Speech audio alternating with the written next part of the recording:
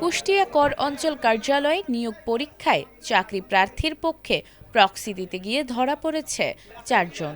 মঙ্গলবার বিকেলে অফিস সহায়ক পদের মৌখিক পরীক্ষায় তাদের গতিবিধি সন্দেহজনক মনে হলে জিজ্ঞাসাবাদ করে নিয়োগকারী কর্তৃপক্ষ। পরে কাগজপত্র যাচাইয়ে প্রবেশপত্রের ছবি জালিয়াতি ও অন্য প্রার্থীর হয়ে পরীক্ষা দেওয়ার প্রমাণ মেলে তাদের বিরুদ্ধে। জিজ্ঞাসাবাদে তারা প্রক্সি দেওয়ার বিষয়টি স্বীকার করলে মধ্যরাতে কুষ্টিয়া কর অঞ্চল কর্তৃপক্ষ তাদের কুষ্টিয়া মডেল থানা পুলিশের কাছে সোপর্দ করা হয়।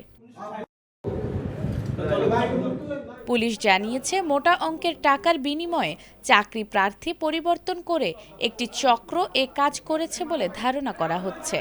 এ ঘটনায় জড়িত অন্যদের শনাক্ত করে আইনগত ব্যবস্থা নেওয়া হবে। কুষ্টিয়া মডেল থানার ভারপ্রাপ্ত কর্মকর্তা ওসি কবির হোসেন মাতুব্বর জানান, নিয়োগকারী কর্তৃপক্ষের সঙ্গে যোগাযোগ করে পরবর্তী আইনানুগত ব্যবস্থা নেওয়া হবে। পাশাপাশি এ চক্রে জড়িত অন্যান্যদেরও আইনের আওতায় আনতে কাজ করছে পুলিশ। যারা দায়িত্বে আছেন তারা 4 জনকে আমাদের কাছে হস্তান্তর করেছে। তাদের বিরুদ্ধে তারা এখন পর্যন্ত মৌখিকভাবে অভিযোগ দিয়েছেন যে তারা পরীক্ষায় অসৎ উপায় অবলম্বন করেছেন। এই জন্য তাদেরকে আটক করে আমাদের দিয়েছেন। তারা লিখিতভাবে এজাহার দেবে, এজাহার দিলে বিস্তারিত জানা যাবে। অপরাধ যদি ধর্তব্য হয় অবশ্যই করে পড়ে হবে। আমরা এই পর্যন্তই জানি, যতটুকু বলছি এর বাইরে আমরা জানি না। নিয়োগ পরীক্ষায় দুর্নীতির আশ্রয় নিছে, এই জনকে আটক করে আমাদের কাছে দিয়েছে, এটুকুনি। এজাহার দিলে বিস্তারিত জানা যাবে। তারা এখনো এজাহার দেয়নি, লিখিতভাবে বিস্তারিত এজাহার দিলে আমরা বিস্তারিত জানতে পারবো।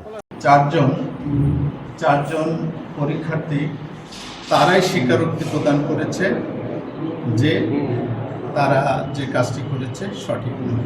তাদের বিরুদ্ধে আপনি কি ব্যবস্থা নিয়েছেন? তাদের বিরুদ্ধে এখানে সদর থানার ওসি সাহেব আছেন এবং তার টিম আছে। আমরা আইনানুগ ব্যবস্থা করি। তাদের নাম কি?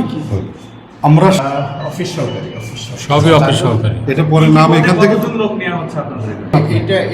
এটার সুযোগ নাই, কেননা একটা পরীক্ষাকে নিরপেক্ষ এবং মেধাভিত্তিক করার জন্য যত কার্যক্রম আমাদের যথাসাধ্য আমরা নিয়েছি।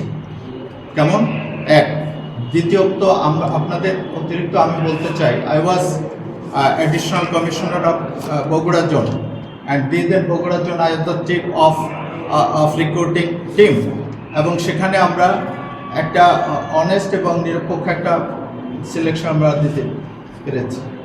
সো আপনাদের কুষ্টিয়া অঞ্চলের জন্য, কুষ্টিয়া মেহেরপুর এবং চুয়াডাঙ্গা অঞ্চলের জন্য একটা সুসংবাদ দিতে চাই। আমরা সর্বোচ্চ চেষ্টা করব যেন একটি নিরপেক্ষ মেধাভিত্তিক নিয়োগ হয় এবং এটা বাংলাদেশের একটা আদর্শ নিয়োগ হবে।